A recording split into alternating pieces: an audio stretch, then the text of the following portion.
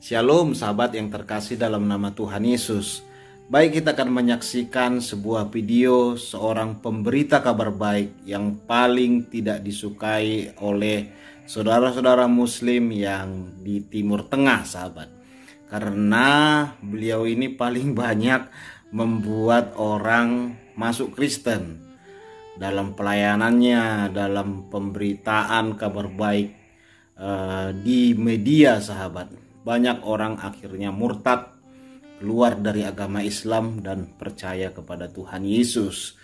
Namun demikian pun bayar harganya luar biasa, sahabat, dalam pemberitaan kabar baik ini ya. Karena orang seperti ini biasanya dicari karena mengganggu agama kita saudara muslim. Sama juga dengan Bapak Botros yang paling dicari oleh Al-Qaeda dan kepalanya dihargai sekian miliar. Ya, Christian Prince juga ya. Termasuk pemberita kabar baik ini, Bapak Rashid, paling dicari juga. Karena banyak sekali orang murtad atau keluar dari agama Islam karena pemberitaan kabar baik yang dilakukannya. Dia banyak memberitakan kabar baik melalui media, sahabat, dan pembuatan film berbahasa Arab, karena dia juga mantan muslim dan berasal dari Arab ya, sahabat. Puji Tuhan, kita saksikan videonya. Shalom. My name is Rashid. I'm Moroccan. I am a former Muslim. I used to be a Muslim in Morocco for 19 years. Then I converted in 1990.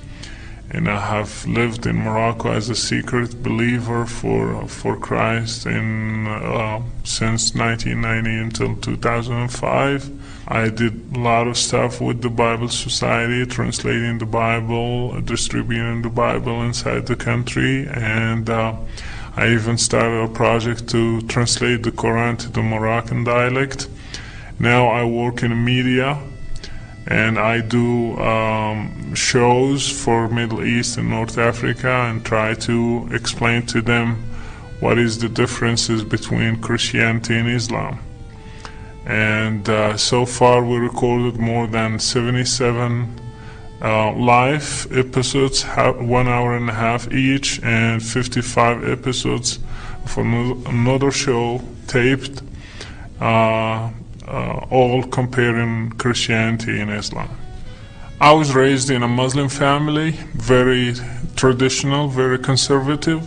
My dad is an imam. He's still an imam in a mosque until today. And my grandpa also was an imam. My uncle was an imam. So all our family members are really devout Muslims. And I was raised at 6 years old. I memorized 1/6 of the Quran. I started going to the mosque at age of 4, and I learned all the prayers at age of 4. I did the washing and everything at age of 4. And I was raised as any other Muslim. I respected Islam and I loved my dad, and I was going to be his successor. And but it didn't work out that way. God had a plan for me, and one day I was hearing about Jesus Christ in radio. Then I started correspondence courses for 4 years, and that led me to accept Christ in my life. Islam is the same as it was 1400 years ago and today as texts. We're talking about texts. People talk about moderate Islam, talk about political Islam, talk about fanatic Islam, and different names of Islam. But when I was raised, I never heard these terms, and my dad never taught me there is different kinds of Islam. There is one Islam. There is differences, for example, between Sunnah and Shia, but those differences are not in the main core of Islam. So, for example, let's talk about jihad. Jihad exists in Shia and Sunni and everywhere. So there is no moderate Islam and a fanatic Islam. Islam is always the same and always will stay the same because texts are the same, they never changed. And in my country, I lived 32 years in my country. I never heard these terms. It just these terms are really wide in the West, but not in our countries. As Muslims, we used to look at the West as a representative of Christianity. For example, in Morocco, we look at France because we were occupied by French. So we look at Christianity represented in France, and so many Moroccans, so many other Muslims in other countries look at United States as a Christian country. So whatever they see on TV, whatever they hear about Americans, that's what is Christianity. When I was like studying the gospel, I thought I'm going to find like they drink wine, they commit adultery, they go with girls and a lot of stuff. Like the gospel encourages them to do that because that's what we see in movies and we think that's what is Christianity. And always like my dad and other people around me, they always encourage us to think about the West as Christians, not as Westerns.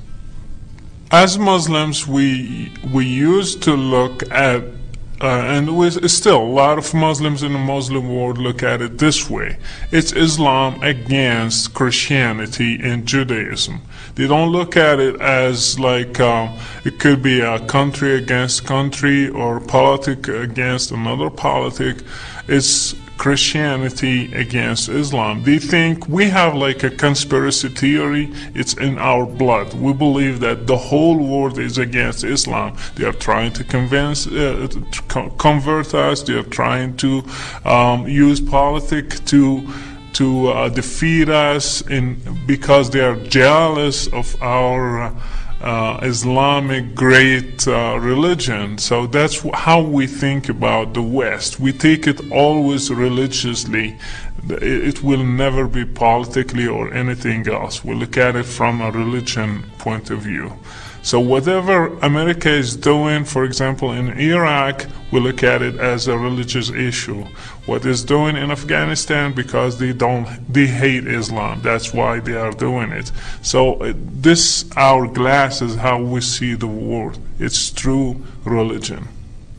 I think the American church should be like more involved with the Muslim world. What I see, the American church is less closed about itself. It's not reaching to Muslims. Even in the United States, I have seen so many churches, they don't know anything about Muslims. They are not trying to reach them. They are not trying to build bridges between them and Muslims. And the same thing applies to the Muslim world. Like Middle East, North Africa, they have nothing shared with them. They don't want to help them get out of that. I see Muslims as victims. I look at my family, for example. I see my dad, he's not a terrorist, he's not a bad person, he's like everybody else, but he's a victim of his own religion. And people who explode themselves, they are not bad guys. They are just thinking they are pleasing God with what they are doing and what they are thinking. They want to please God. They want to do something right for the sake of their religion. So they are victims. We need to help victims to get out of Islam. And what I'm doing and what others are doing to help them, like we're trying to provide them alternatives. Like Christianity, for example, it's a very good alternative for the Muslim world. And I believe personally we cannot counter Islam because Islam is a religion. We cannot counter a religion only by another religion and give them, compare to them, and let them choose. In the Muslim world, they don't have freedom of religion. They don't have even freedom of thinking. They cannot question Islam. They cannot dare even raise questions about Muhammad or the Quran. It's considered as apostasy. So we will encourage them to question, and the American church should be involved in that process, either by helping local believers, like in Morocco, in Egypt, in Jordan, in Saudi Arabia. We have secret local believers too, in Kuwait, in different countries. So we need to enable them, give them tools, give them whatever is available to help them reach to their own brothers and sisters in their countries. I believe we need to join forces and work together, because nobody has like a unique solution. Nobody has the resources to do it by himself. So that's why we need you to help us and be involved in a very active way to help us to reach to the Muslim world, because it's the task is very huge. The task is bigger than everybody. Nobody can do it by himself. So that's why I'm asking you to be involved in a very active way. Help us, enable us, and be a part of what's going on in the Muslim world today. In like 10 years ago, we didn't hear about many converts in the Muslim world. Today we hear about thousands and even millions. In Egypt, for example, we hear about more than 2 million converts in Egypt. And that could not have been done if some people didn't join forces and resources to reach to the Muslims in Egypt, for example. So that's why we ask you to be a part of what's happening now in the Muslim world. I'm doing what I'm doing personally out of my heart, and I'm doing it. I always, when I sit in front of the camera, I imagine my dad. I'm talking to my dad and my mom, my brothers and sisters. And always when I pray for them and think about them and think about myself, if I didn't have this opportunity through radio to hear about Jesus Christ, would I be here today? Probably I'm one of those terrorists or who exploded themselves, because I like God and I want to please Him. So I always look at it this way. I pray always for my family, and I try to reach to my people, my own people, with my own heart. It's very hard when I think about them being victims of Islam. And I just want you to feel what I feel toward my people. I want to help them. So I want you to help us help them get out of what they are suffering. They don't have any other options. They don't think they are wrong. So we need to show them that they are wrong in a respectful, loving way, and very bold way too. We don't change facts. We don't tell them lies. We say it boldly with love and respect.